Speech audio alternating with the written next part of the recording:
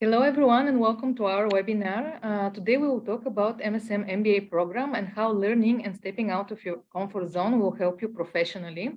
My name is Nelly, now with the moderator on behalf of the Unimai team, and I'm here with our speakers today, Hermina and Inka, representing MSM.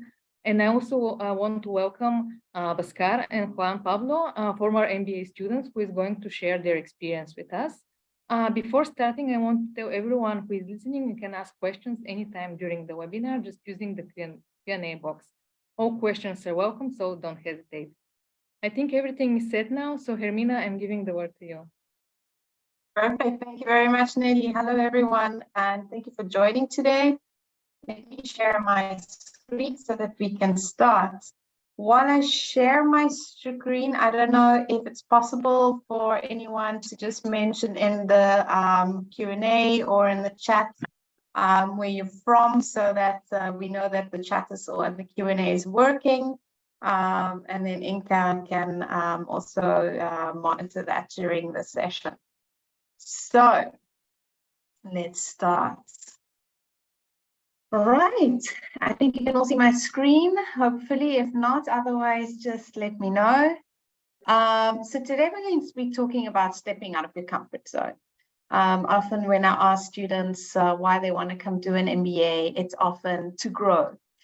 And one of the best ways to grow, obviously, is to get out of that comfort zone. And so that's what we're going to be talking about today. So my name is Hermina, and I am in charge of the enrollment and career services at Maastricht School of Management, which means that the team and I, we take care of everything that's non-academic at MSM, the MSM experience from a non-academic perspective, from the first time you're in touch with us all the way through to when you're an alumni.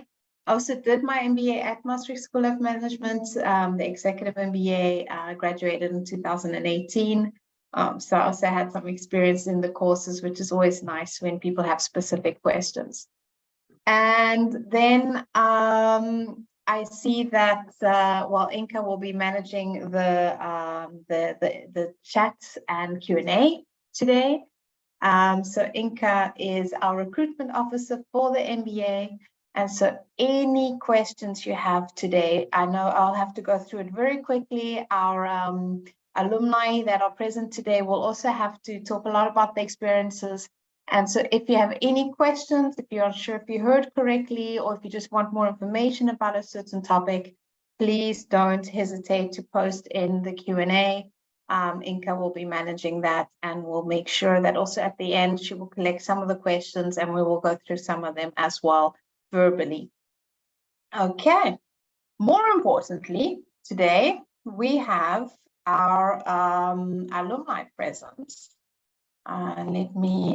There we go, get them to introduce themselves. So maybe we can start. What I'm going to ask you, Bhaskar and Juan Pablo, I'm going to ask you both, well, one at a time. We'll start maybe with Bhaskar, to introduce where you come from, a little bit about your background, and what you're doing now. Yeah, thanks so much, Hermina, for inviting me in this webinar. Well, the picture that is there is actually me with the beard and with longer hair. But anyway, jokes aside, so my name is Bhaskar. I am basically from India, the eastern part of India, Kolkata. And I was an alumni. I mean, I was a student at MSM during the 2021-2022 academic year. And I come from, my background is basically a technical background. Right? So 11 years ago, I started off as a software engineer. I got bored with coding and all those black screens. So I moved up to the position of program manager at Tata Consultancy Services. Eventually, I realized that probably I was safe enough to be continuing my day-to-day work. But that's when I decided to step out of my comfort zone and come to Netherlands, do an MBA, and explore the other opportunities. So that's a bit about me. Presently, I work with Uber as a senior manager for product operations and strategy based out of Amsterdam, although I live in Maastricht, but my office is in Amsterdam. So that's what I do presently. Perfect. Thank you, Bhaskar. And Juan Pablo. Hello, everyone. Again, also, Hermina, thanks a lot for inviting me to the webinar. And yeah, I'm Juan Pablo Ramos. I'm from Mexico. Same as Bhaskar, I was in the MBA in 2021, 2022, so we are from the same batch. A little bit of my background, I'm a mechanical engineering. I always work in Mexico as a product engineer. So I was running the production lines, and more or less the same after 8.5 years. I was like trying to get to the next level. And that's why I decided to start an MBA in the Netherlands, just to make sure that I get the skills, the knowledge to become a manager. And yeah, I decided to make an MBA. And at the moment I'm working for Danone as a support manager. It's in a team where track and connect. So a little bit, we print QR codes in some of our products for traceability and for better customer experience. And yeah, I'm working with 6 supply points or factories around Europe in different countries. So that's why also it was really important to get out of my comfort zone and working with machines and to come to an MBA and start getting some skills to work with people more than machines. So yeah, maybe I'll talk a little bit more in coming minutes. But yeah, that's a little bit about me. Thank you very much, Juan Pablo. And indeed, both of you have sort of really changed and gone into a different path using your background. So we'll definitely talk about that in the upcoming slides. But thank you for giving that teaser already. Now, talking just today, basically the structure. First of all, I will give some boring but important information about MSM, who we are, where we are, why Maastricht is a beautiful city. And then we will go through to about why it's important to step out of your comfort zone, and then how the MBA can actually help you grow outside of that comfort zone. And then I will end with some practical information. And then once again, if there are any questions, that's the time Inka will have collected them and we will answer them at the end. However, as I mentioned already, if you have any questions during the webinar, just post them in the Q&A so that Inka can already answer them for you. You don't have to wait till the end for that. All right, so a little bit about MSM. We're one of the oldest business schools in the Netherlands. We were founded more than 70 years ago. And we do a MBA, Master in Management, and then education specifically on management and business. That's all we do. We don't have other degrees and bachelors. We focus on postgraduate degrees that specialize in management and business administration. We have the Triple Crown accreditation, so your degree is recognized worldwide, and according to the rankings, it's in the top 10 in Western Europe.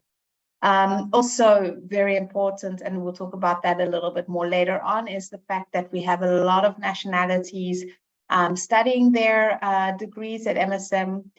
So since 2018, we've had more than 90 nationalities pass through our on-campus programs. And one of the things we'll also look at is the fact that we have this unique 3 border locations. Since Bhaskar is still living there, I'm sure we'll get to hear a bit more about his experiences there.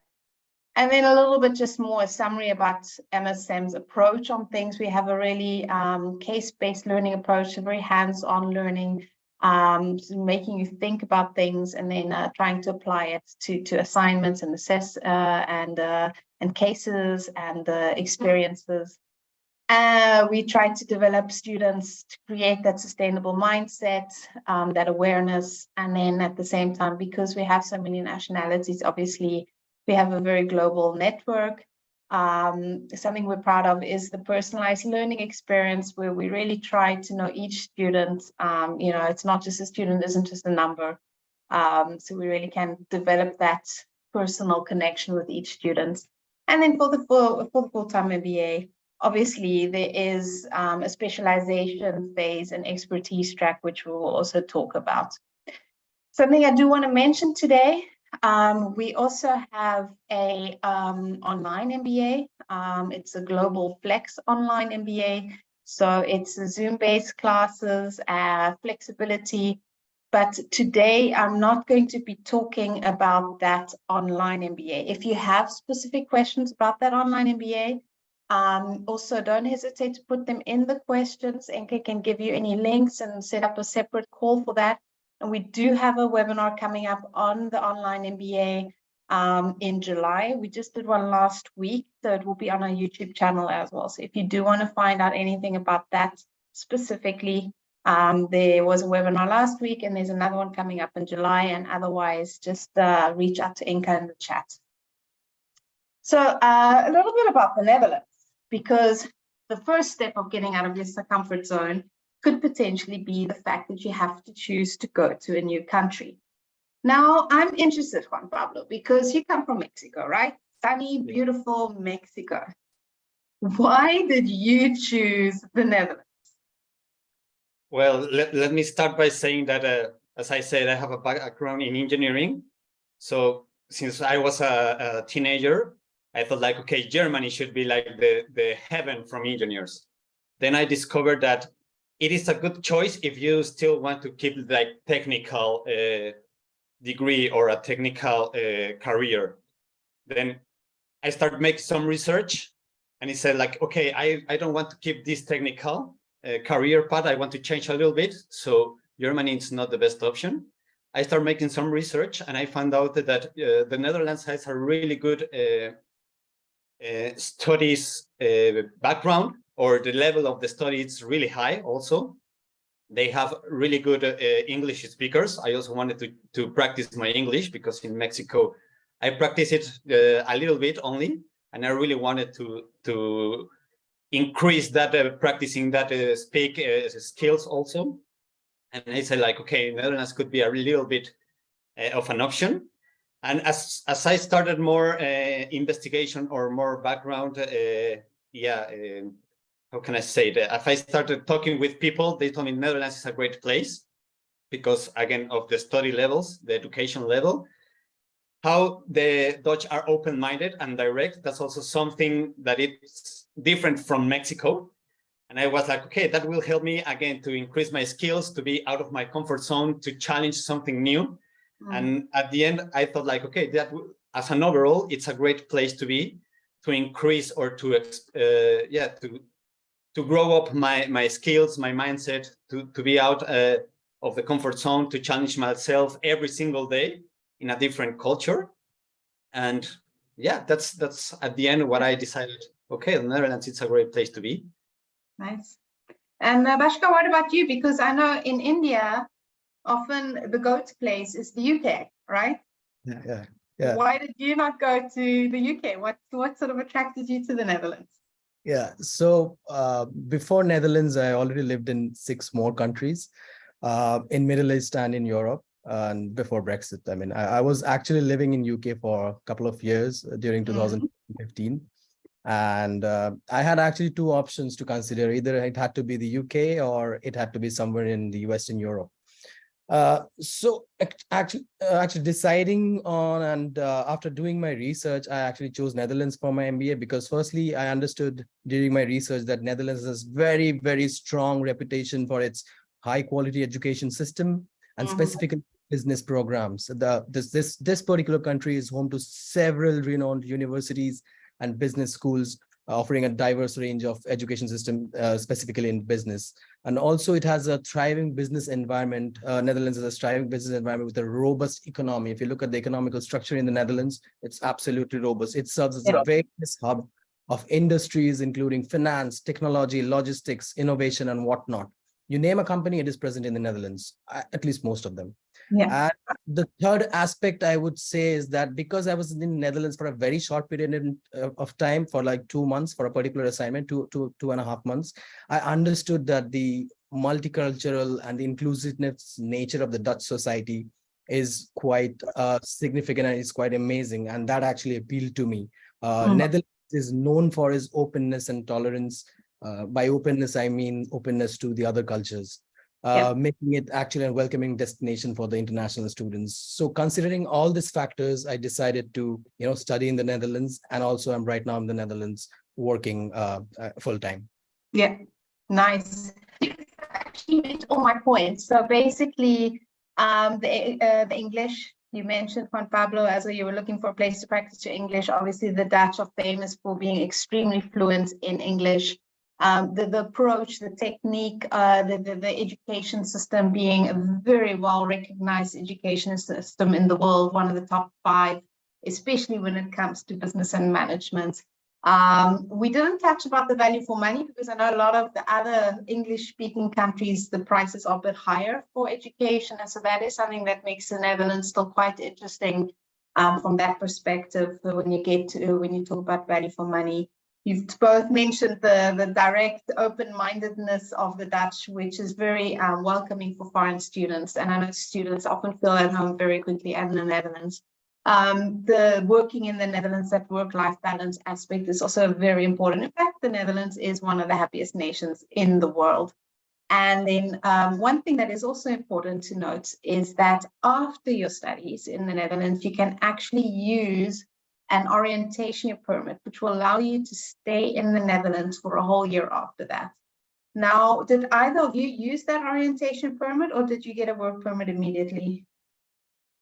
I didn't use it. I got the visa or the work permit from Danone just before finishing, so I didn't use it yet. Exactly. And Bhaskar, you neither, right? No, I didn't use it. I got a direct work permit from the company which I work with for Uber. Yeah, perfect. So you still have 3 years to use it if you need it. But at least for other students that sometimes want to change careers or do an internship and knowing that there's that option after your studies, it can always be very reassuring also for companies. Now, Maastricht. I like to talk about Maastricht because I find it one of the most beautiful cities in the Netherlands. And Bhaskar, you're still staying in Maastricht, right? That's correct. And I always like to show it on the map because it's a bit difficult otherwise to imagine where it is, but it's all the way at the bottom there, squished in between Belgium and Germany. So I actually live in Belgium. I'm 10 minutes away from work in Maastricht, and it's 20 minutes away from Germany. And I know students are always amazed by the fact that they can cycle in 3 countries in one day when they first arrive in Maastricht. It's about 2.5 hours away from Amsterdam, depending on the traffic, and about same distance, maybe a bit longer to Rotterdam, about an hour from Brussels, hour and a half from Antwerp, 3 hours Paris, 3 hours, 3.5 hours from London. So it's very central in that way. But also in Maastricht, students always like to say that they feel at home immediately. It's one of my favorite phrases is to say that Maastricht is small enough to feel at home and big enough never to get bored. And Bhaskar, you're still there. What made, because you have to travel to get to work now, at least twice a week. What made you decide that you wanted to stay in Maastricht? I love Maastricht. So that's all I can say. But yeah, the reason why I love Maastricht so much, that Maastricht is really a vibrant and an international city, and it is known for its multicultural atmosphere. You know, the city attracts students from all over the world. It creates a diverse and inclusive environment. And also this multicultural setting enriches a lot of learning experience, fosters a cross-cultural collaboration, understanding, provides ample opportunity to, you know, speak to other students from other backgrounds, other cultures. And most importantly, it feels like home. I mean, I do love Amsterdam. Whenever I want to party, I go there. But Maastricht is a little bit different compared to Northern Holland in terms of it is quite safe. It's not quite safe. It's actually very safe. It has got a lot of heritage. It's got a lot of culture. Everyone speaks English, and you know you find a lot of like-minded people from different backgrounds and different culture, and that's when you can interact with them and get to know them more. Yeah. And Juan Pablo, you actually had to make the move, right? You went to Amsterdam. Yeah. And how was the comparison? It's, of course, the first thing I would say is the size. You already mentioned it's small, Maastricht, but nevertheless, it's beautiful. It's also, as Bhaskar said, it's a complete heritage place. Wherever you walk, there's a nice building, a nice museum, nice cafes, the river, it's some bridges. So it's full of beautiful places, beautiful architecture. And that's also what I love about it. You can walk everywhere. It's super safe. Everything is close. You can walk, and it's like a city of wonders, I will say. You can just have a nice cafe in multiple places, a beer, just enjoy. People, it's living life like super happily. You already said Dutch are known as because of the happiness of the country or of their people. So that's, I think, also one of the biggest difference. Here in Amsterdam, people are in a rush most of the times. You can see it with bikes. Sometimes it's a little bit unsafe to walk because bikes are crossing and it's a complete mess. In Maastricht, everyone is a little bit slower pace. Yeah. But you won't feel bored. Everyone is just enjoying, and it's something that you get contagious of that. You get the same vibes, you get the same feelings. So you instantly start enjoying the place, the city. And I love also that you can go at any time of the day. People will be there enjoying, smiling, welcoming you, speaking in English. Of course, it's a really international city because of the students of the universities. So you will be able to speak in English with everyone. You sometimes are walking in the streets, hearing, in my case, Spanish. I'm always wonder like, who's speaking Spanish? And you hear so many different languages. And that's also the beauty of the place. It's so international, so multicultural. It's like a small Amsterdam in that sense. And that's why it's also a beautiful place to be. Like, magical. Yeah. No, honestly. It is. It's special. It's a special city. It is. It is. Great for studies. Yes. Talking about studies, a little bit of a profile of the students for an MBA. And so we have the class size. It changes every year. This year it was a bit bigger, but on average, we try to keep the class size under 40. And we have students with work experience in all different country backgrounds, countries, amount of work experience. I think, Bashka, you already mentioned you had about 11 years before you came. Juan Pablo, you also had quite a few years of experience beforehand. At the same time, there'll be a few students that have 3-4 years of experience, and some that have even more, that have like 20-25 years of experience. And that's the whole point. We try to get diversity in every way possible, in backgrounds, in years of experience, in the countries, so that you can really learn from one another, and even in that way, get out of your comfort zone. So let's talk a little bit about that comfort zone. The studies have shown, and that's a little bit what I'm going to be talking about. This is not an academic presentation, so I haven't made all the academic references there the way you'll be taught in your MBA. But if you really want to grow in your career, if you really want to go further in your personal development, then you have to get out of your comfort zone. And so, in fact, often what's holding us back is that fear of failure, the fear of not being able to do that. And if you look at that growth development, that's, if you look at that bubble, you'll see that the comfort zone is the stuff that you do every day, that you feel very comfortable in. It's safe, it's not stressful. You just come, go to work, do your work, come home, and everything is nice and easy. And getting out of that comfort zone is that fear zone, that moment of like, oh, can I do this? Maybe it's not the right moment. Maybe I should focus on career first, or maybe financially it's going to be tough. And I'm sure Basra and Juan Pablo, you both went through that, right? You had to push yourself to make that decision. I don't know, Juan Pablo, what prevented you? What were the fear excuses that you could think of, if you look back now, that you would have, that was sort of trying to prevent you from leaving? Mostly as a Mexican family, and that I was already like proven myself that I was a really good engineer. That basically that like I said, I was working with machines, so that was my really comfort zone. Like, okay, I just tell the machine or program the machine how to work, and it will do it immediately. And that was like, okay, I'm a really good engineer. I already know, well, that's what I was thinking at the moment. I already know how to solve some issues, how to make processes more efficient.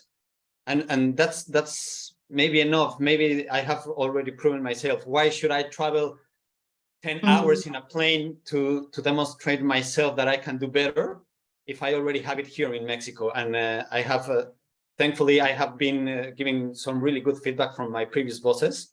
So that was like more or less a little bit of what it was, the thinking, the thoughts on the fight with myself. Like, okay, you already know that you are good. Your bosses are happy with you. You have been treated good in the companies. There are possibilities to grow here in Mexico in the company you are working at. Why should you go all over around the globe to say I can do more and I can do it better? So that was a little bit of the internal fight, but yeah, at the end, as you said, being outside the comfort zone, it's for the best and to grow even more. Yeah. That's why I also decided, like, okay, I can do it. I can show that I can do different things from what I'm doing now, and I can do it also good and better. And it will be immediately a thumbs up for everyone around myself and for myself also. So exactly. Yeah. And Bhaskar, was it a similar type of situation for you? Yeah, I would say a kind of similar situation to Juan Pablo, because I was also a software engineer. I was mostly doing the coding stuff, and later I moved on to become the program manager. But that also revolved around the same things, software pieces and coding stuff. That's when I realized, I would probably have to venture beyond the familiar territory. And that's where I realized that probably personal and professional growth occurs when we challenge ourselves. I spoke to my family, I spoke to some of my friends, most of them, except for my wife and my mother, was against the decision to pursue an MBA, especially when you have a full-time job and you are in quite a in your comfort zone. It's just 10 minutes drive from your home to office, and you receive a regular salary. It becomes difficult, to quit everything and start something new. But having said that, I also had something in mind because I had new goals in mind. I also wanted to explore the tech space, not necessarily from a coding perspective, but from a product perspective, from a problem solving perspective, from a decision making perspective. And that's when I realized, okay, what could happen? What exactly would happen if I start doing? I mean, if I enroll in an MBA, I won't be employed for 1 year, right? That's what all it can happen. And I took that risk. I went beyond my familiar territory. I enrolled myself in the MBA. I utilized that MBA actually. So right now I'm working on a product at Uber, which will make all your lives easier. And I actually needed some of the nuances from my previous MBA days. So I was actually called up a colleague and say, hey, do you have that assignment from decision-making tools? I actually I couldn't lay my hands on it. But yeah, coming back to the point is that sometimes probably when it feels scary to jump, that is exactly when you jump. Yeah. And you also had a wife and child at home, right? So that was an extra reason not to leave your comfort zone. Yeah, precisely so. So my son was 3 years old at that point in time, I mean, in 2020. And but my wife had to take care of him because I wouldn't be there for at least 1 year. So that was kind of a more pressure on me. But somehow I closed my eyes and said, okay, let's do it. Yeah, impressive. Yeah. And we also have the opposite. We have a lot of mothers in the class that come and do the year as well. And then the family around there is there to help them. But effectively, it's a big decision. And I can understand that fears on can lead to a lot of questions. But the advantage is, as you've both already said, is that from that learning that you'll get in the MBA, you also, and everything about going abroad, is that automatic you will get new skills, you'll be through the challenges, you'll be able to go through to a growth zone, which is why you do it in the end, right? And so just based on a little bit of research I did for this webinar, also based on all the feedback I've received from students and alumni in the past, there's two main reasons that people will leave their comfort zone and really benefit from it. And the benefits are firstly related to career growth. And students and studies have shown that by taking risks, you are going to grow, because often it's that fear of failure that is going to keep you in that comfort zone, and it's going to really just keep you from, keep you stagnating rather than growing. Studies have also shown that it helps you become more creative, because as you get new challenges, you get new perspectives, you also learn to deal with change, you start looking at alternative solutions, you become more adaptable, and all of that is going to help you be more creative as well. And then all of these elements, and just to mention a few, but these are very important elements when it comes to career growth specifically, is that it's going to help you perform better post MBA. And from a personal perspective, studies have also shown that it can actually lower your risk of depression, because often depression comes from stagnation. Depression comes from feeling that what you're doing is repetitive day in, day out. And so pushing yourself out of your comfort zone actually helps lower that risk. As we've mentioned, it helps growth, both personal and career. You're going to feel less bored. And then an interesting fact that I found was it also helps you to age better. It actually helps fight Alzheimer's, because it keeps the brain creating new pathways, new neurons, as you learn new things. And so it's also good for keeping your brain agile and young. So that's an extra benefit. And most importantly, if you don't go out of your comfort zone, you never will learn anything. So I think it's now time to go and talk a little bit more about how the actual MBA can help you grow outside your comfort zone. And the first one is the fact that obviously leaving your country, for those of you that are planned that aren't in the Netherlands, it means coming to a new country and just discovering that new country, the new class, the new city, the new classmates. It's a whole new world where magic happens. And it's one of the best ways to just get out of your comfort zone and learn from one another. Now, in your class, because Juan Pablo and Bashka, you guys were in the same class, right? I can't remember exactly how many nationalities were there in your class. I think 13. I cannot remember. It was more than 10. Yeah. And what surprised you the most when you arrived in the Netherlands, Juan Pablo, for coming from Mexico? What was some of the stuff that really stood out? From the class or the country, sorry? Both. First, from the class, that even though there were a lot of engineers, we thought in different ways of our processing system or mindset was similar, but at the same time way different. For example, in Mexico, we're a little bit more relaxed. We try to do things just to make an example. Whenever a machine is broken, we just find what we have at the moment to continue running. In other cultures, it's just a huge mistake to put whatever you can find. You have a complete process, and it's like a Bible. You have to follow the process completely as it is written. If you cannot do it, then you cannot run the machine. So that was like the first, like the immediate shock.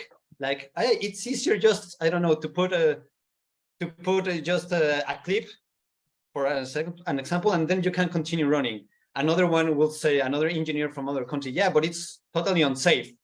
It's like, oh, okay, I haven't thought about safety. I was just trying to make or to continue. And that kind of things that, okay, in Mexico, we're a little bit more relaxed. As I said, we can do just quite a few things to continue running. And other countries is like, no, but that's totally unsafe. You cannot skip or breach the process. There's some procedure that you will follow. That was quite shocking. Like, okay, but we're both engineers. You know how to do it. Like, yeah, I know, but it's not the way it should be. And like, it was a little bit shocking in that.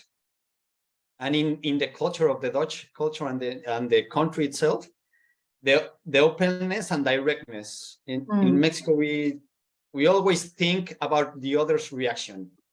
So we whenever we give feedback, we try to soften it. Like, okay, maybe you are doing a great job, but maybe next time you should try this and that differently. Maybe it will bring different efforts and results. Here is like, okay, you do it wrong, you need to improve. It's like, wow, what's going on? Where's like this kindness? And actually, that's also really good. I found it at the end, because you stop losing time, you stop losing, or there's no gap for interpretations. In Mexico, it's like, I thought you were happy with me because you didn't say like strictly, okay, you are doing wrong things. Here is like, okay, the managers, you are doing something wrong, you need to improve. In Mexico, it will say like, okay, we have been having troubles. Maybe you could make some things different. And it's like, okay, for me, it was a suggestion, not a reality. And that's also something I discovered it's really helpful in terms of, okay, there are no misinterpretations. It's direct to the point, straight to the point. And it's also, at the beginning, it's shocking, at least for me, but definitely worth it. Yeah. And Bhaskar, for you? I think for me, the most surprising and shocking factor was the diversity in our class. When I stepped into that classroom, I met people from various different backgrounds and different cultures, ranging from engineers to marketers to pharmaceutical people to hotel industry people. And that was really kind of, amazing and also a little bit shocking to me to see so many diverse people in the same batch, where I actually utilized it by understanding their nuances of the MBA and career progression.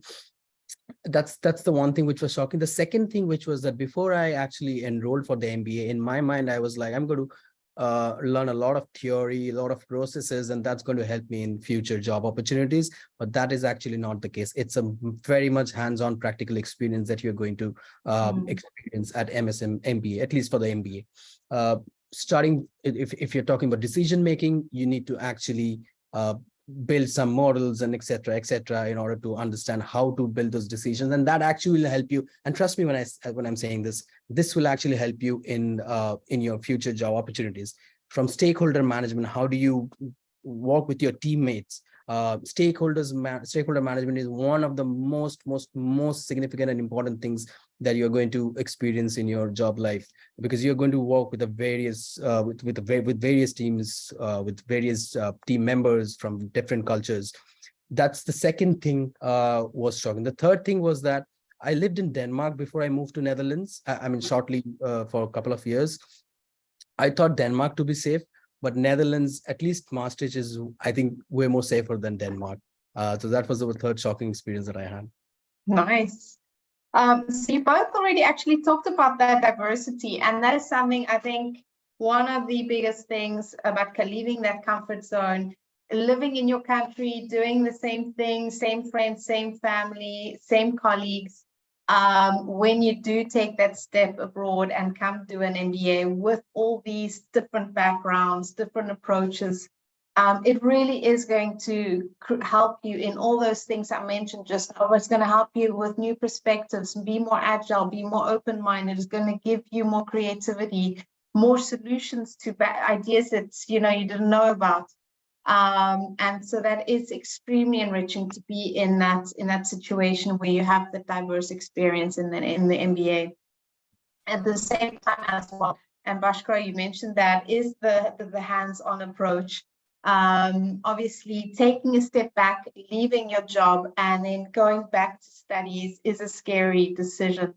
But the point of doing the MBA is to help you look forward to that new path afterwards. And both of you, we talked about in the beginning, you've actually switched and gone in a different direction, thanks to the knowledge, self-knowledge that you developed during this year at MBA, at MSM, but also, thanks to the approach that the approach of actually doing it yourself, so you increase your self-confidence in those topics as well.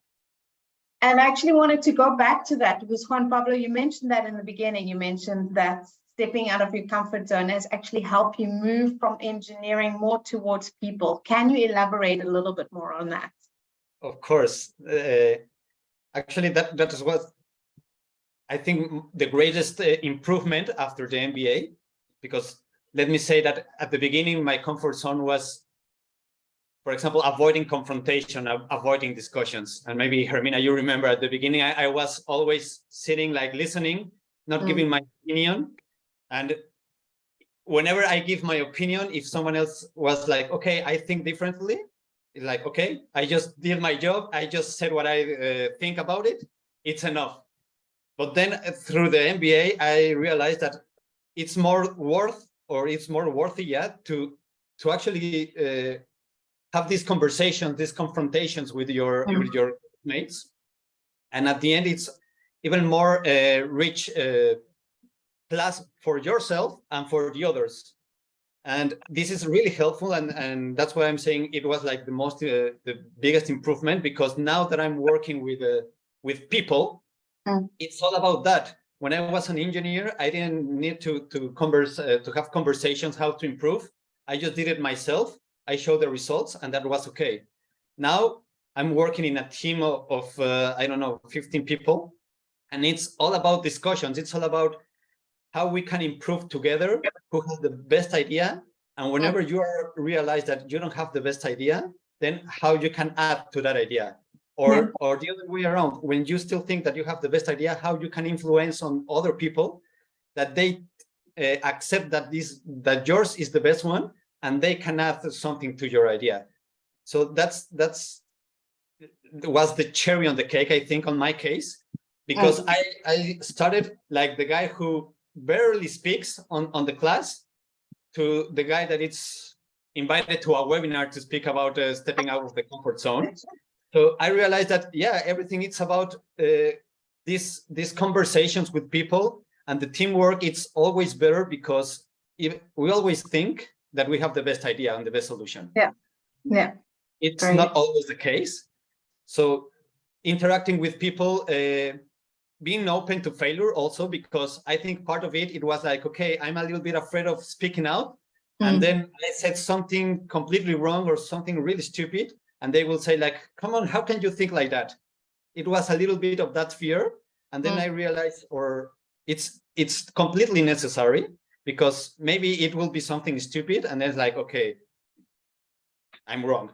But then maybe it could be brilliant, and everyone will say like, oh, that's the best idea I have ever, I never thought of it, but it's the best idea I've heard. So it's really necessary. And of course, more brains together will bring best solutions. Even if you have the best idea, maybe something little is missing, or maybe on your idea, someone else can add another or extra ideas to it, and you can build like completely the perfect solution. Yeah, exactly. So in my case, that was the best part of it. Brilliant. I'm really glad to hear that, Juan Pablo. And Bhaskar, if I remember correctly, when we were talking career after your studies, or even during your studies, because you had your job already like finalized before, you actually had the option to go back to your comfort zone, right? You had that stability, you had that safe choice, and you decided not to. How did that MBA help you in making that choice? Yeah, so I actually, you're correct when you say that I had a choice to go back to that comfort zone, because I did not resign from my last job, but I was on a sabbatical. So just after before I completed my MBA, I got a couple of job offers from Uber, and one was from Amazon. And then I was in two minds, whether I should go back to my country and resume my work with Tata Consultancy Services, or whether I should join Amazon or Uber. Amazon was in Berlin, Uber was in Amsterdam. So I was actually thinking, okay, I have put in so much effort in the last 1 year, and like I think it's somewhere mentioned in the in this slide also, that to a full-time MBA is like a pressure cooker. You're always under pressure. I put in so much effort. I put in so much time. Why would I go back to the same comfort zone where I came from? I know that's when that's when I really thought, okay, let's give it another try. I've already stepped out of my comfort zone by traveling 8,000 kilometers, spending 1 year in the Netherlands. Let's take one more try. Let's resign. Let's quit my previous job, the previous role which I was in. I was also people manager in my previous role. I'm also people manager in my present role, but I wanted to explore the product side of things because I'm really passionate about building products, and not necessarily, that does not necessarily revolve around coding it, but that revolves around a lot of insights, gathering a lot of insights, talking to a lot of people. So I travel a lot across the globe because of my current job. And that's my MBA actually helped me to, collaborate with various team members, bring everybody. We had a lot of arguments and disagreements while we were doing group assignments, but to pull them together on the same page, to have an agreement with all of them, these are something that you got to really learn in your MBA at MSM, and that actually helped me, in shaping up my future job responsibilities and my job day-to-day work that I do presently at Uber. Yeah, great. So that is indeed the next slide, is talking about the pressure cooker that you mentioned. Because indeed it is a crazy one here, right? You've got class assignments, and that also sort of helps you focus on each course and really learn. But it's also going to give you that confidence after your studies that if you can handle this, you can handle anything. So just talking about that curriculum, because Bashar, you actually mentioned that the course that the decision-making tools, often when I ask students what they found very useful, that's one of the ones that is always mentioned. It's one of the ones they thought would be very boring and ended up being very useful. But effectively, which courses stood out for you, Bashar, when you look back now and you're like, wow, that really helped me in my career today? Yeah, so a couple of courses which I really find which really still helps me, is one of them is the data analytics and digital transformation. So because I work in a tech company like Uber, I have to brainstorm with a lot of stakeholders around the improvement of products and services we are bringing in for the customer. So that's one course I would say that has really helped me. And like I said, I was still looking for that assignment where we will build the data models and everything. So that's one course which helped me in my product management era. And the second one would be the change management. Second and third one would actually be the change management and the corporate strategy. Change management is extremely important. So when you're building, I'll talk from a product perspective. So if you're building a product, let's say you're building a product for your internal team, not for the customers, you need to make sure they use that product. Otherwise, all your effort goes in vain. That's when change management kicks in. And this is precisely taught in the MSM MBA. How do you manage change? How do you keep people on your side who are embracing change, who likes that change? So those are the things that you will really find beneficial when you move up to a people management role, or let's say a tech in a tech company or a consulting company. And also corporate strategy is equally important, because at the end of the day, no matter whatever you're building or whatever you're doing, you need to understand where your business is heading towards. You need to understand what building blocks of your business, what are the milestones your business is looking forward to. Also finance, you need to understand. For people who are interested in entrepreneurship, you need to understand how you project the financial, how you do the financial projection for a particular year, how you do DCF, discounted cash value. So I think few of the subjects like digital transformation, in my case, corporate strategy, change management, and also a bit of financing actually helped me in my present day-to-day job. Yeah, definitely. And for you, Juan Pablo, so when we talk about the expertise track, right? The phase where you then choose your specialization. Which specialization did you choose? I choose the how it's called, sustainability and international business and sustainable development. Business. Yes. And how did that help you? What did you enjoy about that experience? it's changed a lot because I didn't know anything about sustainability, actually. I mean, I was like the kind of guy that, okay, maybe I'll walk more instead of use the car, and that will be great for the environment. And I'm doing, again, I'm doing my part. But then I realized that it's a complete new world, and there's the global or the value chain in the product. You can be sustainable since there. So I wasn't aware of that. I was completely lost on it. And it was really helpful because after that, I knew that you can start making some changes with your suppliers in order to add value to your product and be more sustainable. So it's not all about what you do in your company, in your factory, but it also has a really big impact since the supplier, since the whole value chain, where it's the production or the raw material it's coming from. How can you do better? How can you help your supplier to become better? Yeah. And that will be at the end will have an impact, a positive impact in your company, in your process, and in your product. So again, I learned a lot of how to make, how to implement together with change management, actually, as Bhaskar was mentioning, how you can motivate your suppliers, since you are not the owner of their process. How can you motivate them to make those changes, to make more sustainable products, to help not only the environment, but the product itself, the company, and it will bring more value to the product, to the customer. And that's how people can get a benefit of it, not only the environment, but people, your product, the company. So it was a complete whole learning. Nice. A new world, as the previous slide said, a whole new world also for me in sustainability. And just talking about that as well for the thesis, obviously that sort of wraps it up, and it's always a big moment of stress for the student.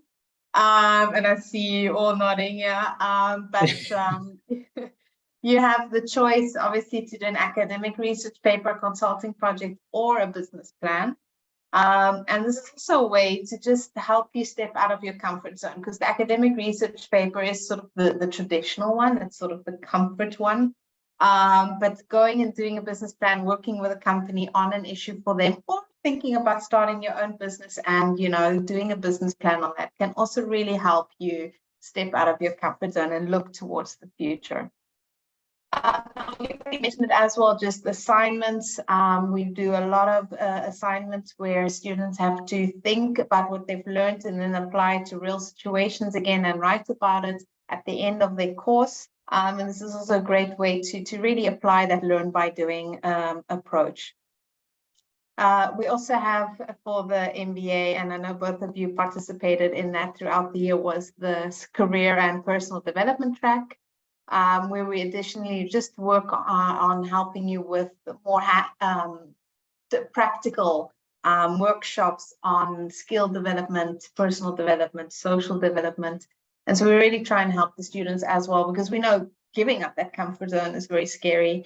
And you want to acquire those new skills to be able to move through to that growth zone. And so we also throughout the year try and help the students with the career and personal development track.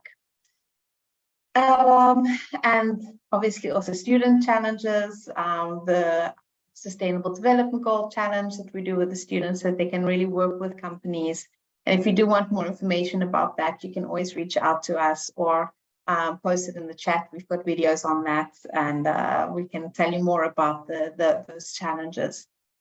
Some practice for the last few minutes, because this is important as well. For 2023, and this is a special once in a lifetime situation, because we merged last year, and because of that, the tuition fee for 2023 is 28,500 euros. Prices will go up again next year. So if you are interested in joining, please note this is right for the 2023 intake, but scholarships are available to a maximum of 40%. If you are wanting to look at the scholarships, once again, please don't hesitate to contact Inka. Also in the chat, she can share the details for that. We have a Dean's Development Fund, which is an automatic discount depending on the country you come from. but then there are also some other scholarships which you have to apply for, and it depends on your eligibility, like the Academic Excellence, the Women Ambassadorship, or the Sustainable Development Goals Changemaker Scholarship. If you want to apply, then you need to go and create a profile on campus.msm.nl. That is our application portal.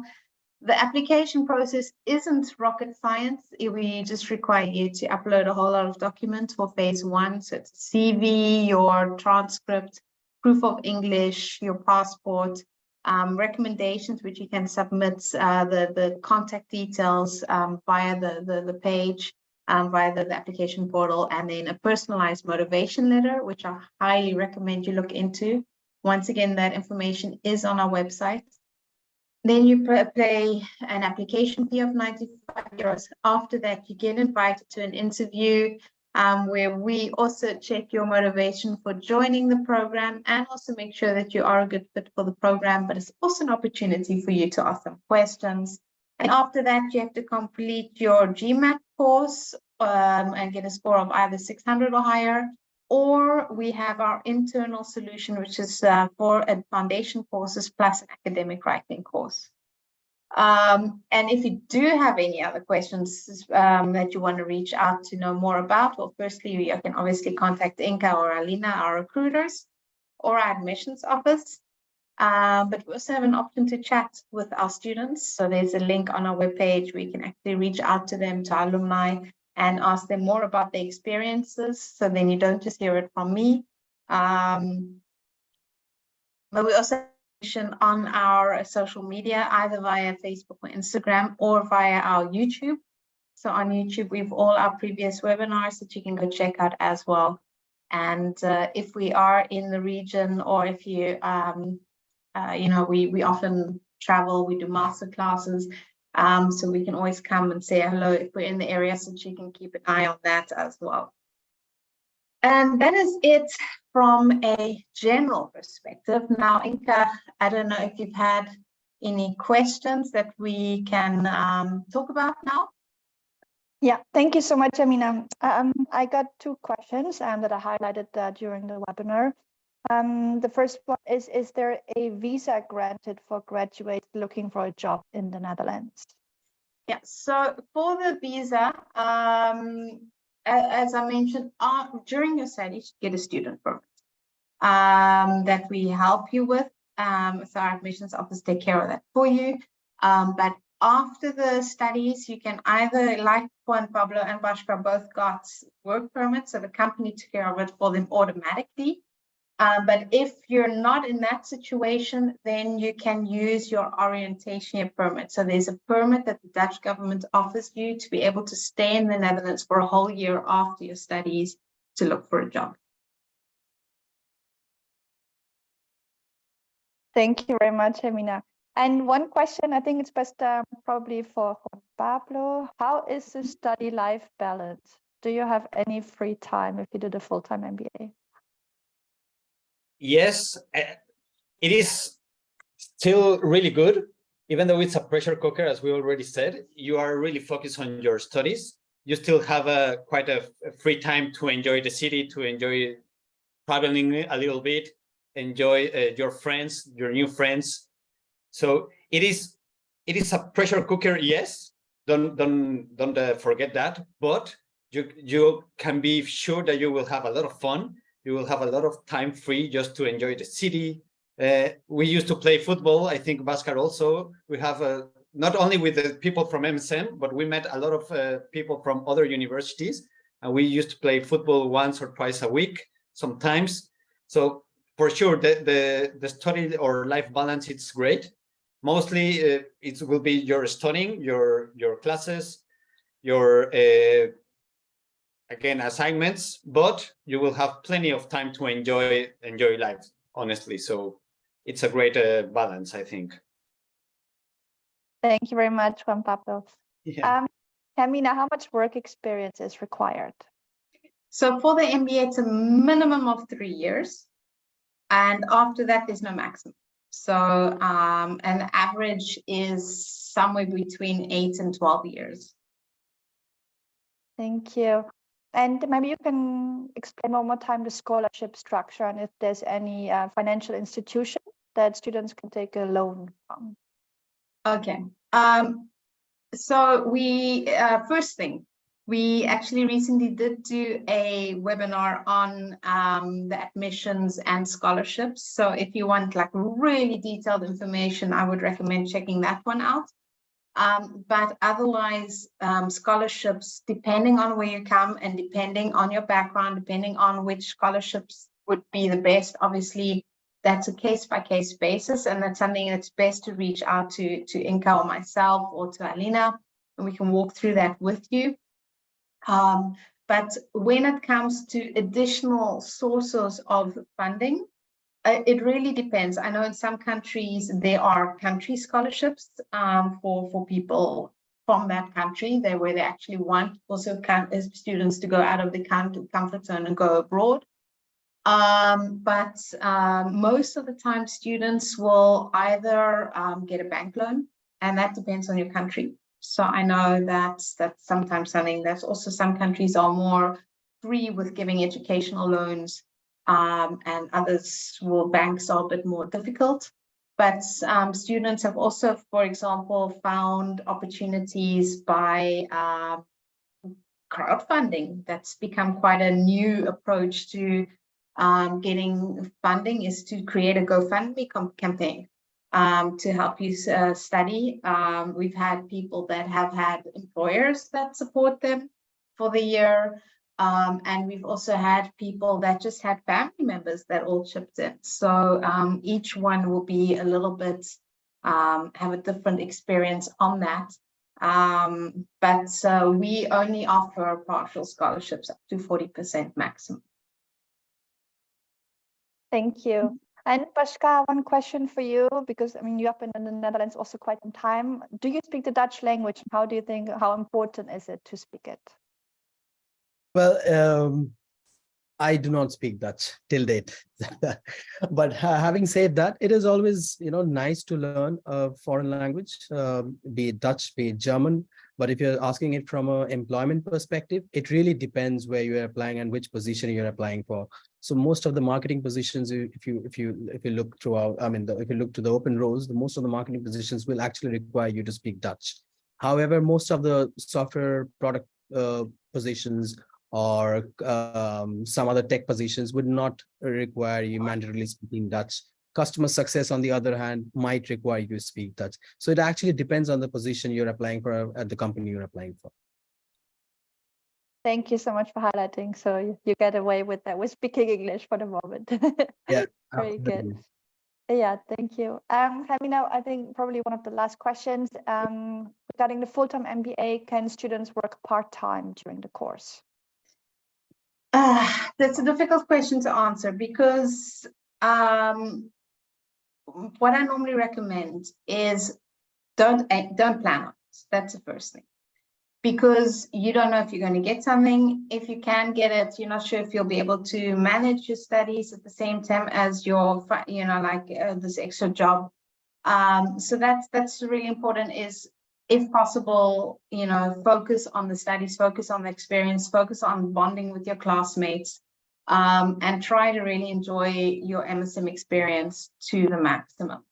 However, that being said, we've had some students that were able to, for example, combine it with a weekend job. But when they do that, there are some legal limitations. So you can only do it part-time up to a certain amount of hours per week. You do need to get a work permit for that then. And your health insurance is different then. So there's a whole lot of things that will change if you do end up working as well. But it is important to know that the priority is always class. You can't miss class, because the classes are so interactive. You have to be in class. The group works are priorities, so also the job or can't affect that. So normally I say try to avoid it. But Juan Pablo, remind me if I'm not wrong, did you do an internship or did you try something for a while? I did something for the last couple of months. Yeah. Again, I can support fully on you, on your perspective on this. not aim to start a part-time job since the beginning, only if it's completely necessary. And as you said, it's manageable at a certain point, but you will lose a little bit of focus on the MBA experience. So I totally support your opinion here. Don't make it like an option unless it's extremely necessary. It's manageable, yes, but as Hermina said, don't aim for it. You will lose a little bit of your experience. So if you are 100% focused on your MBA, it will be a lot better. So that will also be my recommendation. And yeah, I did it for the last 2 months, I think. And again, it's manageable. You can do it, but you lose a little bit of your experience. So I also personally recommend not to do it if you don't need it. Yeah, and by the end, you'd already finished most of the classes, so it was slightly easier to manage. Yeah. Yes, indeed. Yeah. Perfect. Thanks. Okay, I think we probably have time for one more final question. How about living arrangement? What does MSM do with regard to housing? I think it's probably best for Hermina as well. Yeah. Housing is an issue. When you come to the Netherlands, especially up north, Amsterdam, all of that, housing is a big problem. The Netherlands has too little housing, and that's a fact. We've been fortunate that our students have always found something, because we really try to recommend that you start looking as soon as possible. But additionally to that, we do have someone that is there to really support you with the housing solution. So we will not find housing for you. We will not take care of it for you. But we have a lot of recommendations on our website, and the person that is in charge of housing is constantly looking for options and posting it to our students, as soon as she sees something. But also students will come and reach out to her if they need to sign a contract and they're not sure about whether this is a good option or not, or if it's a good area or not. She'll give some advice on that. So we're there to fully support you, because we know that it is a difficult thing to decide on when you are abroad. You haven't seen the place, you don't know the city, you don't know the culture, you don't know if it's good value or not. So we're there to help you with that. But we do recommend, because of the housing crisis, to really start looking as soon as possible, so that you don't find yourself having to pay nearly triple the price because nothing else is available anymore. Thank you so much, Hermina. I think all questions have been answered. I think all of you did great. Also, Juan Pablo and Bashka, special thanks to you today. Yeah, you guys were awesome. Thank you very much.